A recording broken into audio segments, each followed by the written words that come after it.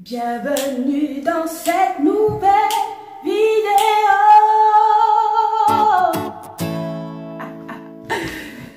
Bonjour les amis, bienvenue dans cette nouvelle vidéo. Si vous voulez connaître les meilleures séries africaines que vous ne retrouverez pas sur Netflix, mais que vous pouvez trouver en illimité et gratuitement sur TV5 Monde plus Afrique, je vous invite à rester jusqu'à la fin.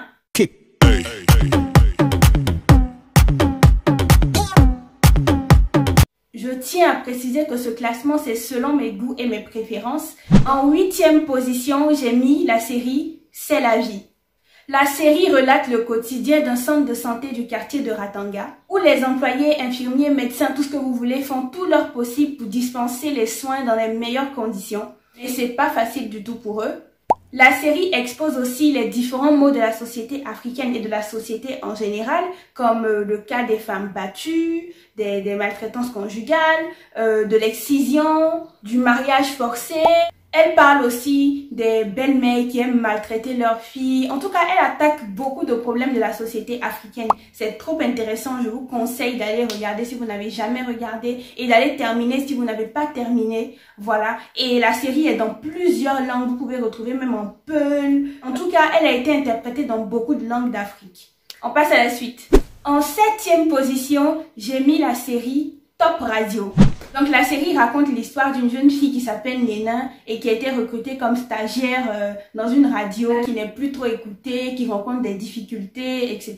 Elle va être propulsée à la tête de l'hiérarchie, juste comme ça. Donc à partir de là, comme elle a été promue, elle essaie de propulser un peu la radio vers les mêmes standards que la concurrence et tout ça, pour qu'il y ait plus d'auditeurs et tout. Certains employés lui mettent des bâtons dans les roues parce qu'ils ont réussi à créer une atmosphère un peu frauduleuse avec la mairie et tout ça, et ils veulent pas perdre tous ces avantages-là. Allez découvrir, c'est trop intéressant, je n'en dis pas plus. En 6e position, j'ai mis la série River Hotel. La série parle d'un riche homme d'affaires congolais qui possède des hôtels, des immeubles, etc. mais que la police soupçonne de blanchir l'argent provenant d'un trafic de diamants. Je ne vous en dis pas plus, allez découvrir par vous-même. Je l'ai mis en 6e position parce que il y a un petit côté africain que j'aime bien, que je ne retrouve pas dedans. Sinon, la série, c'est du lourd, du lourd, du lourd. Le casting est incroyable. En fait, c'est panafricain. Il y a des Congolais, il y a des Ivoiriens, il y a des Nigérians ou Ghanéens, je sais plus, entre les deux, des Camerounais, il y a Charlotte Dipanda, il y a Michel Magid. C'est incroyable, en fait. Voilà, donc vous pouvez aller découvrir cette série-là, c'est intéressant. En 5e position, j'ai mis la série 21. C'est l'histoire d'une jeune fille qui s'appelle Aleka. La veille de ses 21 ans, son père a été tué sous ses yeux. Oui, je sais, c'est tragique. Donc bientôt, elle est majeure. Elle pourra entrer en possession de tous ses biens, prendre part active dans la société de son père, mais elle aura des bâtons dans les roues, non seulement par sa mère qui a des vues sur l'héritage, mais aussi par tous les autres concurrents de son père qui justement sont peut-être à la base de l'assassinat de ce dernier-là. En tout cas, je ne vous en dis pas plus, allez regarder ça, c'est une pépite. En 4e position, je mets la série Sortie de l'ombre. La série n'est pas récente, hein. Franchement, le scénario, bête de scène. Donc c'est l'histoire de Ray qui a basculé dans la délinquance lorsque ses parents adoptifs sont décédés. C'est un tueur à gages. À un moment donné de sa vie, il est fatigué de cette vie-là et il a envie de découvrir en fait son histoire. Donc il cherche à aller dans l'orphelinat où il avait été laissé pour pouvoir retrouver ses parents biologiques et tout ça. Étant donné qu'il est tueur à gages, on lui met un contrat. Et ce contrat-là, c'est sur une jeune dame. Elle s'appelle Angie. C'est une actrice ivoirienne que vous adorez tous. C'est Marie-Christine Begré. Il tombe amoureux, blablabla. Bon, je ne vais pas trop raconter et tout, faut pas que je spoil. Le but, ce n'est pas ça. Allez regarder, il y a plein de rebondissements. Honnêtement, l'histoire là, franchement, je sais que c'est le vécu de certaines personnes. Ça paraît fou, mais ça arrive à des gens en fait, voilà. On arrive sur le podium du classement. En 3e position, j'ai mis la série Blog.